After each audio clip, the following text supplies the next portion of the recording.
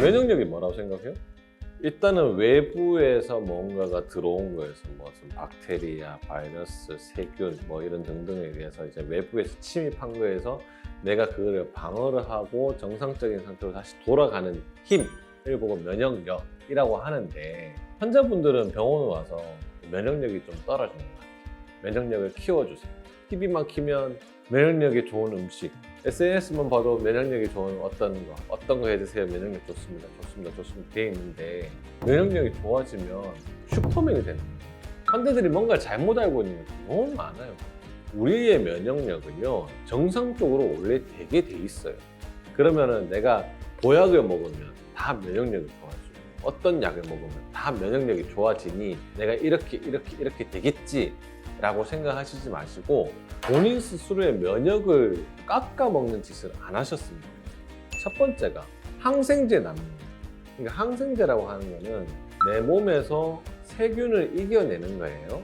세균을 이겨내니까 얘가 들어왔을 때 내가 이거를 이겨내는 힘이 면역력인데, 항생제라고 하는 거는 적군과 아군이 싸우고 있는데 항생제가 들어가면 이 싸움 자체를 그냥 다 말려버려요. 아무것도 하지 마 라는 상태로 만들어버리죠. 필요할 때는 필요해요. 정말 면역체계가 망가졌다거나 정말 지금은 필요한 상태, 세균이 너무 강대할 때는 항생제가 필요를 합니다. 그러나 너무 무분별하게 항생제에 투여되는 것들은 좀 피했으면 좋겠어요. 특히 아이들한테. 우리가 아이들한테는 돈 조금 더 줘서라도 무항생제 돼지고기 먹이잖아.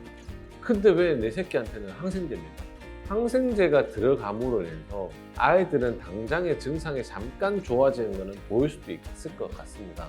그런 경우도 있기도 하고요. 실질적으로 약 세게 쓰는 것이 치료 효과 좋다고 문전성시를 이루기도 하기도 하지만, 면역력을 진짜 생각을 한다면 항생제만큼은 조금 조심하게 쓰셔야 되지 않을까라는 생각이 들어요. 그래서 우리 흔히들 또 한의원에 있다 보니, 전 한의사기 때문에 한의원에 오셔서 면역력을 높일 수 있는 약을 좀 달라고들 하시는데, 저의 대답은 동일합니다. 잘 드시는지, 잘 주무시는지, 잘 비우시는지, 이 세 가지를 제일 먼저 말씀드리죠. 일단 사실은 면역력이라고 하는 것도 내 몸에서의 정상적인 활동 상태를 면역력이라고 보거든요. 면역력을 어떤 키우는 것들이 다가 있진 않고요. 내가 전체적인 면역력이 100이라고 한다면 내 원래의 면역력이 100에서 만약에 50으로 떨어지면 100까지 올리는 것이 중요하지만 100을 200으로 올리는 것은 없습니다. 그렇기 때문에 면역력이 떨어져 있는 상태에서는 정상적인 면역력 상태로 만들어주는 것이지, 내가 그럼에도 불구하고 감기에 무조건 걸리지 않고, 그건 아니에요. 그러니까 중요한 거는 내가 떨어져 있는 면역력은 정상적으로 올려놓겠다라는 거지, 내가 가지고 있는 면역력에서 더 올리겠다라고 생각하시면 잘못된 거다, 이렇게 생각하셔야 되고요. 자, 그런데 우리의 여기서의 맹점은 뭐냐면, 모든 사람이 면역력을 100%를 사용하고 있느냐, 그건 아니라는 거예요. 그래서 거의 대부분 건강합니다, 나는 문제가 없습니다 라고 하지만 세세하게 확인하고 진료를 보다 보면 문제가 되는 부분들이 하나둘씩 나와요. 두 번째는 자기 건강에 대한 너무나 많은 관대함. 나는 40년 동안 밥을 이렇게 먹어왔고, 나는 50년 동안 일주일에 2번씩 변을 봐왔고, 나는 30년 동안 잠 제대로 잡은 적 없고, 그런데 나는 건강해, 나는 괜찮아, 나 이렇게 살아오는데 지장 없었어. 자기 몸에 너무 관대해요. 누구는 그렇게 먹어도 건강한데 나는 왜 이래? 누구는 하루에 3시간만 자도 괜찮다는데 나는 왜 이렇게 피곤할까? 내가 면역력이 떨어졌을까?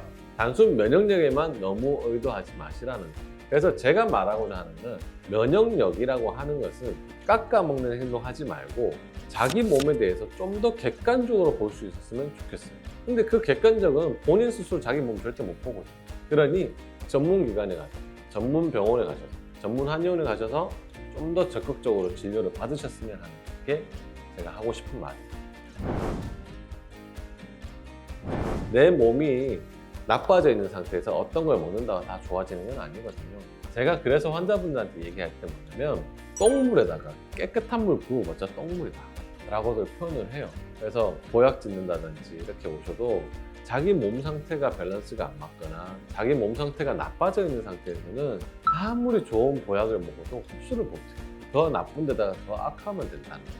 자, 그렇다면 내 몸이 정말 균형 잡히고 건강하게 잘 먹고 잘 자고 잘 싸는 상태, 이것들을 먼저 만들어 놓은 상태에서 내가 나중에 좋은 것들을 먹으면 더 흡수를 할 수 있겠죠. 그런 것들이 더 중요하다는 것을 제가 꼭 말씀드리고자 하는 거예요. 그래서 정리를 하면 나쁜 거 안 하고 몸에 대해서 좀 더 객관적으로 봤으면 좋겠다. 그러니까 실질적으로 환자분들이 우리 병원에 와서 면역력이 저 떨어진 것 같아요 라고 하는 케이스들이 뭐냐면 감기를 자주 앓는다고. 특히 아이들 감기를 자주 앓아서 면역력이 좀 많이 떨어진 거 아닐까? 라고들 오셔요. 감기가 자주 걸리는 아이들은 면역력이 떨어진 게 아니라요, 걔들의 몸의 균형이 밸런스가 안 맞아요.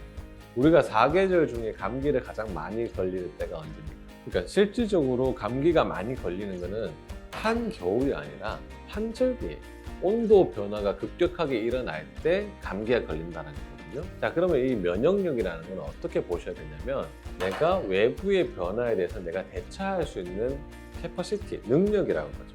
저희가 얘기할 때 보면 바다에 작은 돛담배와 큰 배가 있다고 표현을 해요.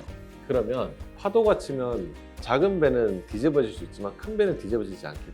그게 면역력의 크기 차이라는 거죠.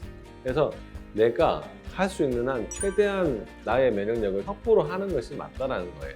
우리가 감기가 걸린다고 하는 거는 외부의 변화에 대해서 잘 적응을 할 수 있는 그런 상태를 만들어야 되는데, 그러면 이것 또한 뭐만 먹으면 면역력이 다 100%가 되느냐? 그건 아니에요. 감기가 자주 걸리는 아이들은 특징을 보면 땀이 많아요. 또는 잘 안 먹는 아이. 결국은 뭔가가 문제가 되는 것들이 있다고. 그러면 제발 그걸 좀 더 세밀하게 정확하게 좀 잡았으면 좋겠어요. 그냥 뭐 이것만 먹으면 좀 괜찮겠지. 그렇지 않으니까 좀 더 정확하게 잡아야 그 아이가 건강하게 될 수 있어요. 그렇게 좀 더 보셨으면 좋겠어요. 그래서 면역력이라고 하는 거는 전체적으로 봤을 때 환자들이 오는 거는 거의 감기 같은 걸로 이렇게 많이들 오시지만, 그 감기가 자주 걸린다는 것 또한 단순히 감기에 저항성을 준다는 게 아니라 내 몸의 균형이 잘못된, 잘 안 먹는다든지 잘 때 땀을 너무 많이 흘린다든지 뭐 이런 것들만 잡아줘도 감기에 대해서 이기는 것들은 많이 좋아질 수 있어요. 그래서 면역력에 대한 인식 자체를 조금 더 새로 정립하는 게 필요하지 않을까 그렇게 생각합니다. 솔직히 말씀드리면 노년기가 되면 전체적인 몸의 기능들은 절대적으로 떨어지는 거예요. 그래서 제가 앞서서 말씀드렸던 균형을 찾아라는 것과는 약간 좀 다른 면이 있어요. 실질적으로 노년기 때는 약간 보충하는 개념이 분명히 따라야 돼요. 제가 이제 표현하는 것 중에 한 가지가 묘목나무를 꺾었을 때 나오는 맑은 진액과 고목나무를 꺾었을 때 그 퍽퍽함에 비유를 하거든요. 나이가 들면 들수록 몸에 물이 많아요. 그러면 물을 많이 마시면 되겠네? 그 물이 아니라 생명의 물이라는 거죠. 그래서 묘목을 꺾었을 때 나오는 그 진액과 고목을 꺾었을 때 말라있는 그 느낌의 차이인 거죠. 고목에다가 물을 많이 붓는다고 해서 얘가 촉촉해지는 건 아니거든요. 그래서 실질적으로 도움이 되는 그런 약들도 구성이 되어 있어요. 대표적으로 경옥고라든지 아니면 공진단이라든지 이런 류들은 실질적으로 노년기 때는 좀 보충을 해줄 필요도 있습니다. 그런 것들은 좀 더 적극적으로 상의를 하셔서 보충을 하는 것도 많이 도움이 되실 거예요.